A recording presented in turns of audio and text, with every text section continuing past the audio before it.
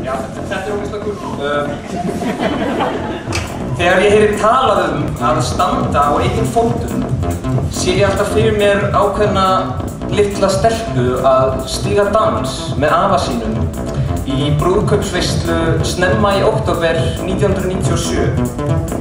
Hún stóð á fótunum hans og þau dönsuðu í takt við hvort annað.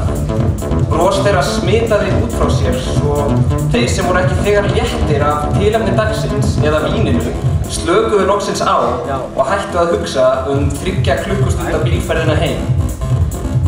Nú hann dáinn og hún stendur á eigin fótum. Já, 6.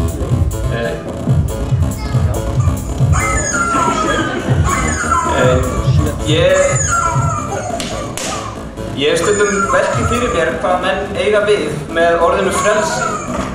Flestir líta á það jákvæðum augum, en ég held að Janis Joplin hafi haft rétt fyrir sér þegar hún söng að frelsi væri aðeins annað orð yfir það að hafa einhvað að tapa. Þótt ég geti gert það sem ég vil frelsið ekkert endilega yndislegt. Sá sem fullkomlega frjáls hefur annaðhvort slitið sig frá öllu sem skiptir máli eða aldrei náð að skjóta niður rótum.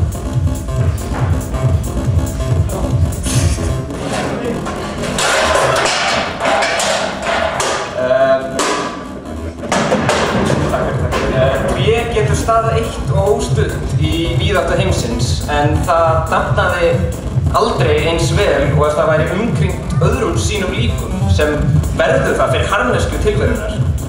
Trén verða ekki að gera annað en að vera til þess að skapa verndarhjúpum nágranna sína.